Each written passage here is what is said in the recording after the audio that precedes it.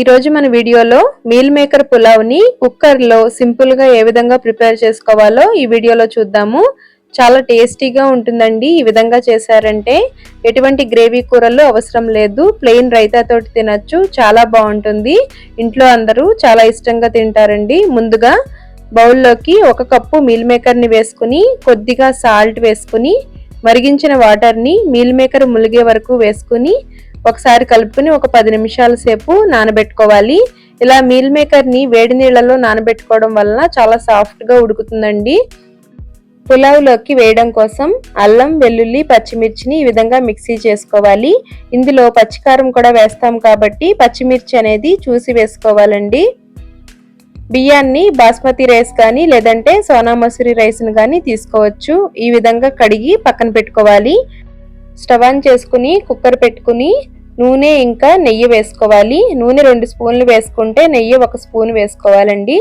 నూనె నెయ్యి వేడైన తర్వాత మసాలా దినుసుల్ని వేసుకుని ఇవి వేగిన తర్వాత ఇందులోకి పొడవుగా కట్ చేసి పెట్టుకున్న ఉల్లి తరుగుని వేసుకోవాలి. ఈ ఉల్లిపాయ ముక్కలు కలర్ మారాల్సిన అవసరం లేదండి, కొద్దిగా ట్రాన్స్పరెంట్ గా అయితే సరిపోతుంది. ఈ విధంగా ఉల్లిపాయ ముక్కల్ని కలుపుతూ మగ్గించుకున్న తర్వాత ఇందులోకి మిక్సీ చేసి పెట్టుకున్న పేస్ట్ ని వేసుకోవాలి.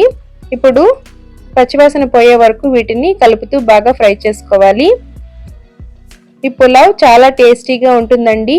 ఈజీగా ప్రిపేర్ చేసుకోవచ్చు. ఈ విధంగా మగ్గించుకున్న తర్వాత ఇందులోకి నానబెట్టుకున్న మీల్ మేకర్ ని ఈ విధంగా వీడియోలో చూపించినట్లుగా పిండి వేసుకోవాలి.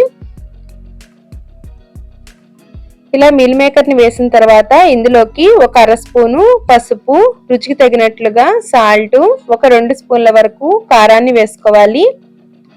ఇందులోకి పులావ్ పొడిని వేస్తున్నానండి. ఈ పులావ్ పొడి టేస్ట్ చాలా బాగుంటుంది. 1 అర స్పూన్ వేసుకుంటే సరిపోతుందండి.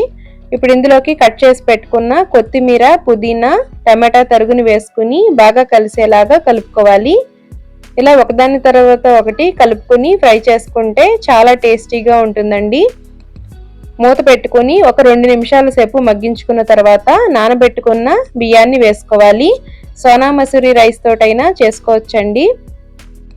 ఇలా ఒకసారి అంతా కలిసేలాగా కలుపుకొని 1 గ్లాసు బాస్మతి రైస్ కి 1.5 గ్లాసు వాటర్ చొప్పున వేసుకొని పైన కొత్తిమీర, పుదీనా తరుగుని వేసుకొని ఫ్రైడ్ ఆనియన్స్ వేసుకుని కుక్కర్ మూత పెట్టుకుని హై ఫ్లేమ్ లో 1 విజిల్ రావాలి.